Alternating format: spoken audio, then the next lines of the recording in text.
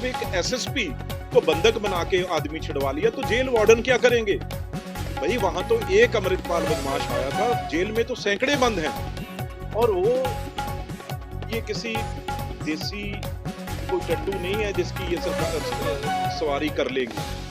जो बार बार हम कह रहे हैं अमृतपाल एक अनजान आदमी है, इसे पता है या नहीं है पता, लेकिन ये अनरेस्ट देश में करने की कोशिश है कि हिंदू सिख मुस्लिम ईसाई आपस में भिड़ जाएं और सरकार बिल्कुल निहत्ती हो गई।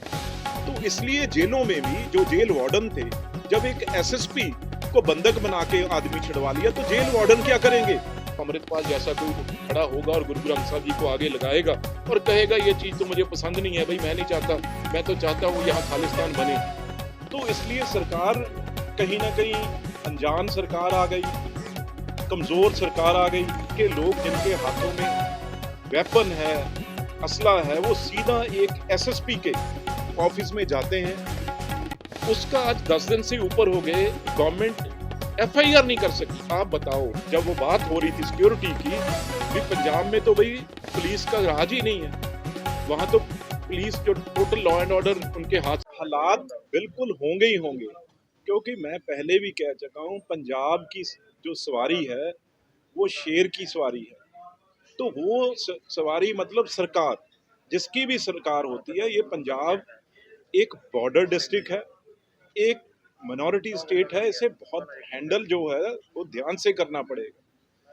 तो इसलिए सरकार कहीं ना कहीं अनजान सरकार आ गई, कमजोर सरकार आ गई, और वो ये किसी देसी कोई टट्टू नहीं है जिसकी ये सरकार सवारी कर लेंगे।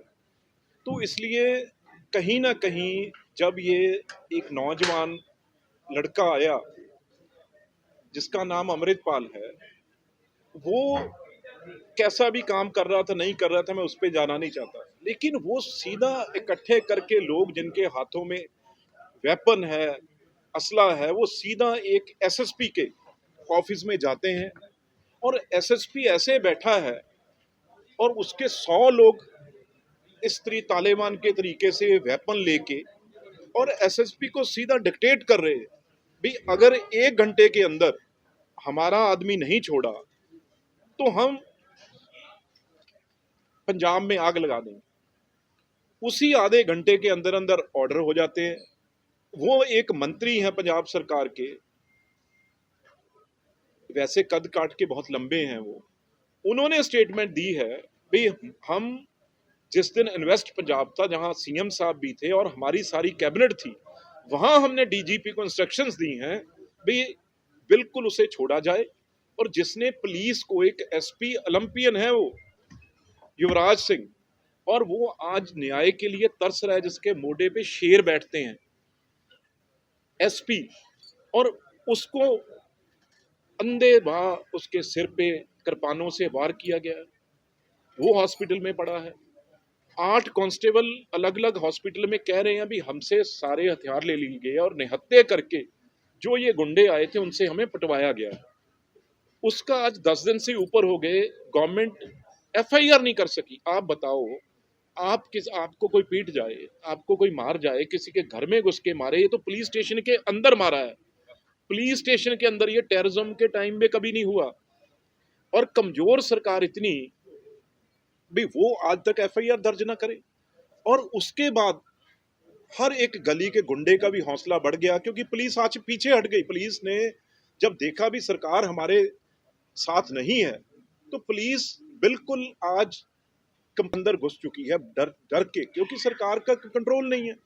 तो इसलिए जेलों में भी जो जेल वार्डन थे, जब एक एसएसपी को बंधक बना के आदमी छिड़वा लिया तो जेल वार्डन क्या करेंगे भाई? वहां तो एक अमृतपाल बदमाश आया था, जेल में तो सैकड़े बंद हैं और सारे, और उस दिन वो जो जेलर था वो भी छुट्टी पे था और बाकी भी सबने छोड़ दिया भी जो करना है करो।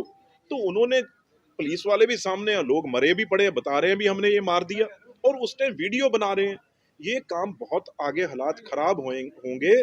आज मणिकरण साहब में भी क्या हुआ, जो बार बार मैं कह रहा था भी एक अमृतपाल अगर यहाँ खालिस्तान की बात करेगा, इस बच्चे को समझ नहीं है।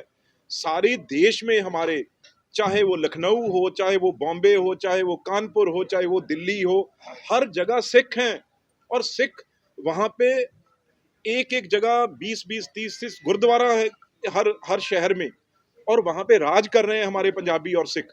अगर वहां पे अमृतपाल जैसे फ्रिंज एलिमेंट ने, किसी और संगठन ने किसी सिख को, वहां किसी के साथ कोई बेअदबी होगी, किसी सिख को मारपीट कर दी, जैसे आज मणिकर्ण में माहौल बना हुआ है हिमाचल में, तो फिर अमृतपाल जाएगा या ये सरकार जाएगी उन सिखों को बचाने? क्योंकि बहुत सिखों के टेलीफोन आ रहे हैं जो बाहर हमारे पंजाबी हैं, भी हमें डर लग रहा है, हमारे हम तो अकेला, हम एक मोहल्ले में हमारा अकेला घर है, लेकिन हिंदू, ईसाई और मुस्लिम सब वो उनको भरोसा दे रहे हैं भी हम आपकी, अगर कोई आएगा भी हम आपको सेफ गार्ड करेंगे, हम बचा के रखेंगे।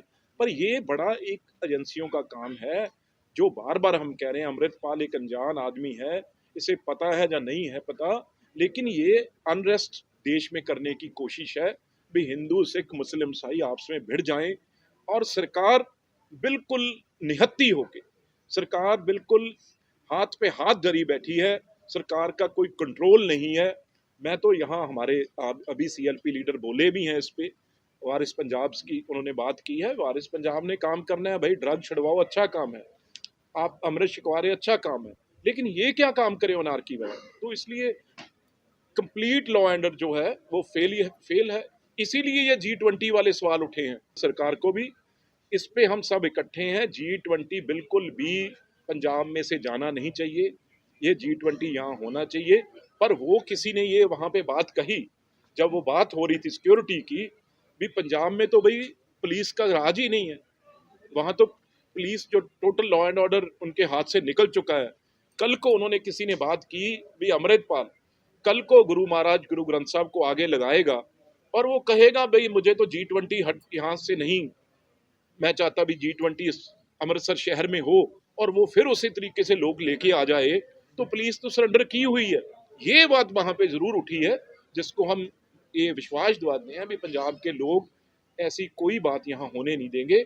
लेकिन एक ये मुद्दा खड़ा जरूर हो गया भी, कुछ भी मन में आएगा तो अमृतपाल जैसा कोई खड़ा होगा और गुरु ग्रंथ साहब जी को आगे लगाएगा और कहेगा ये चीज तो मुझे पसंद नहीं है भाई, मैं नहीं चाहता, मैं तो चाहता हूँ यहाँ खालिस्तान बने।